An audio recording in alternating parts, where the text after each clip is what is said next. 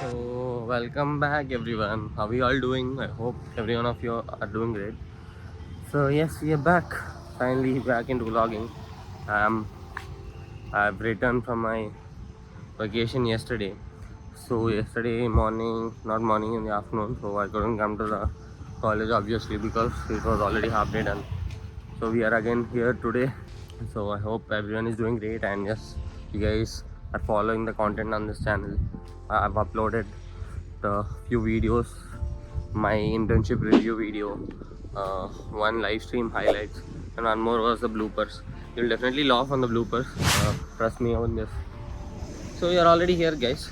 So the time is around 10:06. I'm heading towards my cabin. And yes, in today's vlog, mostly as mentioned, I have my data sets ready for the project. That is what I'll be doing today.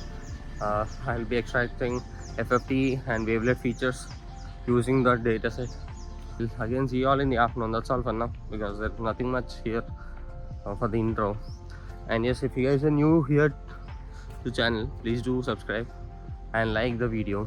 You guys are supporting the videos very much. Thank you all. I would really appreciate that. And yes, we have hit 30 subscribers. Thank you everyone. Yay. So yes, I'll see you all again in the afternoon. Bye bye. Good afternoon guys. Time is around already 1:40.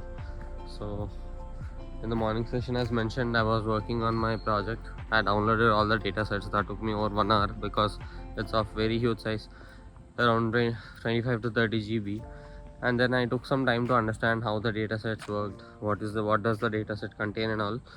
And then I started to begin with the code. Firstly, reading the data sets, then pre-processing the data sets. I'm still stuck there because it's a huge size, so it's taking a lot of time. So that is what I did pretty much in the morning session. And it's a bit hard. I've been using AI and all for that. uh, I'm not doing anything from scratch. I've been using AI all this time. So uh, that is the same thing that I'm doing. Probably I'll continue to do that to get the output. So that is what I'll be doing. I spoke to sir for a bit on what happened, what am I doing and all. So that is what we've been doing in the morning. That's all for now. I'll go have my lunch. I'm very much starving and the temperatures are around 40-41. So I'll just go have my lunch for now. I'll again see you all in the evening. I'll talk a bit in the evening. I'll see you all again in the evening. Good evening all. We are officially done with the day. So yes. So coming to the afternoon session, I had my lunch around 2:10 to 20. That's the time when I completed my lunch. And then I rushed back to my cabin. So as we've all studied before as well on how things usually work, that is the same thing that we follow. I mean, if you guys really know how we used to, what do we call those? Like you guys know very well about how software models work, right? How we usually implement a software model. That is the same thing that I'm following here. So officially the first thing that we do is requirement gathering and then analysis, and then we will prepare the design, which would be low level design or high level design, and then we test and then we deploy and maintain. So that is the same procedure that I'm following here. I'm actually deducing all these things in my mind. I don't really put them on paper, but yes, that's how I'm processing my mind to be. So it's a really good mindset to maintain if you guys are doing any sort of projects, because that's what we'll be doing in the industry as well. When you go into any company, all these will be the basic steps that we'll be following. So anywhere in like creating a software model or creating a database or whatever it is, we have a few predefined steps that we follow. It could be anything. So that is what we'll be following overall anywhere you go. So that's how I'm currently seeing things, or that's how currently I look at things. So that's how it's going. And yes, I'm still in my pre-processing stage.